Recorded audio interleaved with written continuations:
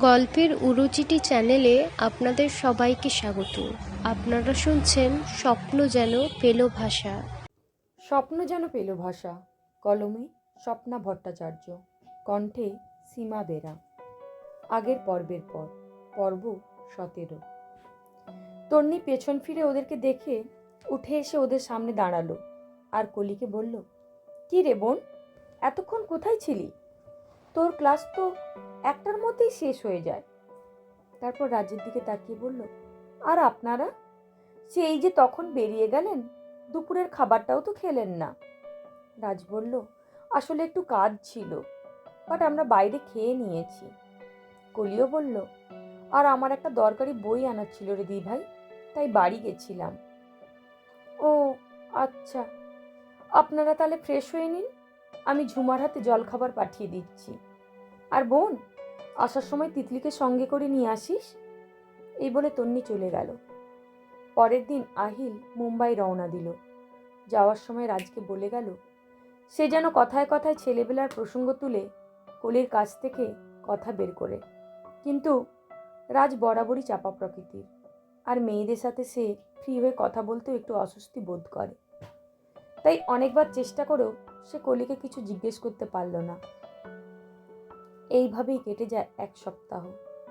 এর মধ্যে পায়েল অনেকটাই সুস্থ হয়েছে। এই কদিনেই সে এই বাড়ির একজন সদস্য হয়ে উঠেছে। চ্যাটার্জি বাড়িতে আজ সকাল থেকে খুব তোড়জোড় শুরু হয়েছে, কারণ আজ তিতলির জন্মদিন।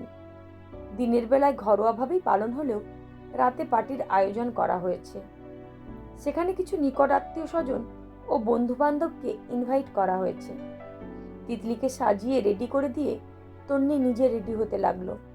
কিন্তু এই খুশির দিনেও তার মন আনমনা, কারণ তিতলি পার্টিতে বাবাকে খুঁজবে। আর প্রতি বছরের মতো এবছরও তাকেই বানিয়ে বানিয়ে মিথ্যে কথা বলে তিতলির মন ভোলাতে হবে।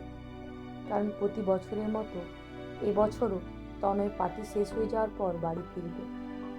মোহিনী দেবী তন্নির ঘরে এসে দেখেন তন্নি বিছানার একপাশে বসে কেঁদে চলেছে।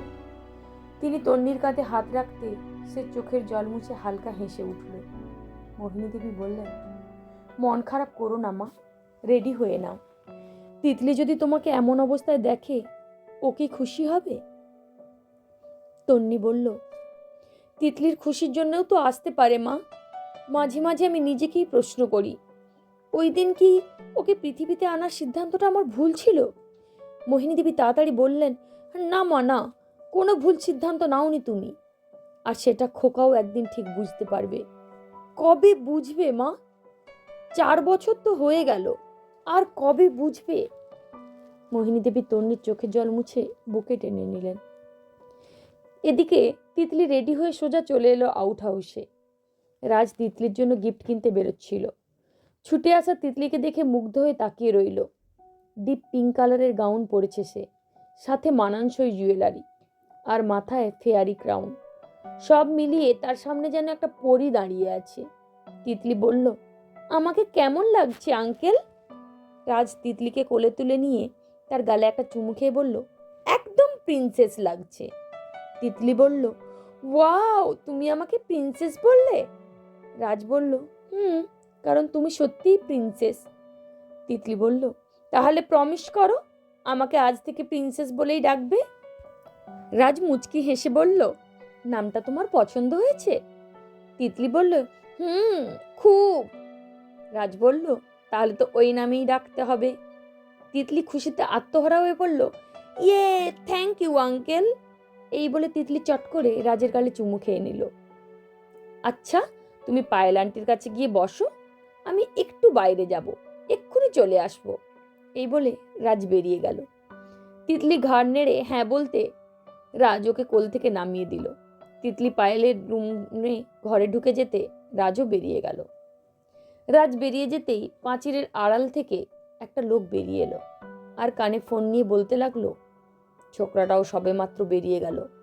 তারপর ফোনের অপর প্রান্তে থাকা ব্যক্তির নির্দেশ পেয়ে লোকটি পেছন ফিরে রাস্তায় দাঁড়িয়ে থাকা গাড়ির দিকে তাকিয়ে হাত দিয়ে ইশারা করে ডাকতে বেরিয়ে এলো অ্যাম্বুলেন্স ড্রাইভার প্রকাশ। প্রকাশ লোকটির কাছে এগিয়ে এলে লোকটা প্রকাশের হাতে একটা তেলের শিশি, কয়েকটা লঙ্কা ফটকা আর একটা দেশলাই বাক্স ধরিয়ে দিল। প্রকাশ আমতা আমতা করে বলল, এই কাজ অনেক রিস্ক, দুটো জীবন সংকটে পড়বে, আমি পারবো না, এ কাজ করতে আমি পারবো না। লোকটি বলল, তাহলে অন্যের বউ বাচ্চাকে বাঁচাতে গিয়ে নিজের বউ বাচ্চার বিপদ ডেকে আনো। দেখো, এইসব নেতাদের সাথে পাঙ্গা নেওয়া উচিত নয়, খামোখা প্রাণ হারাবে।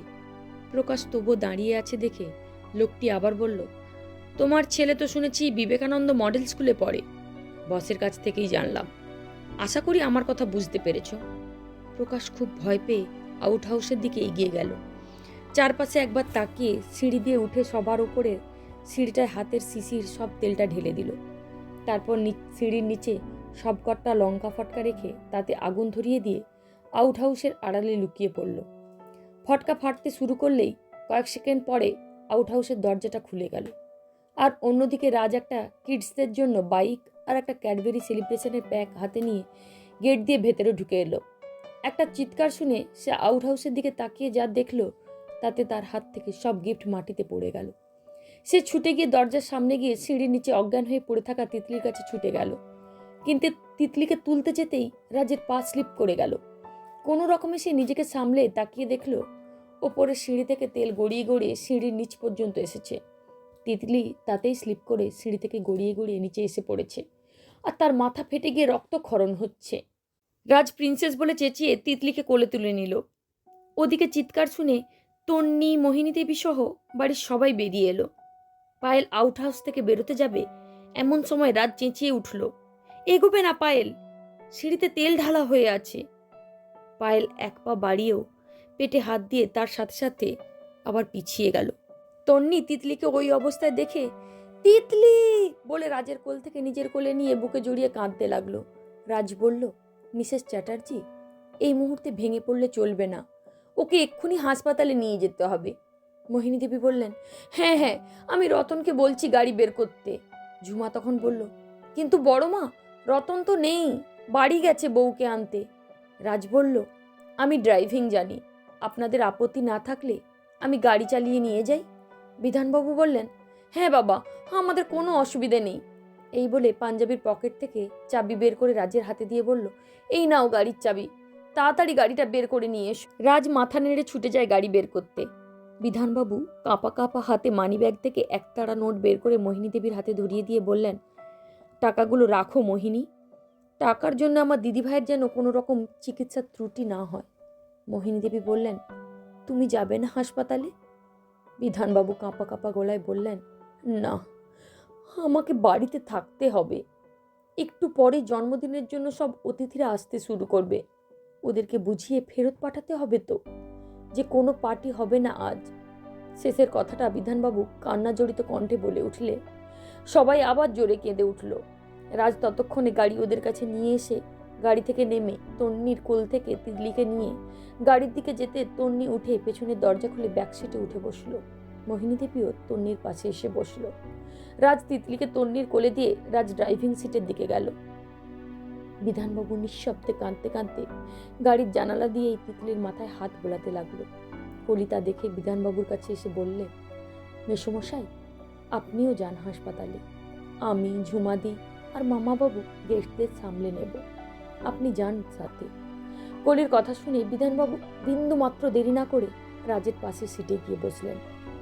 চলবে। পর্ব যদি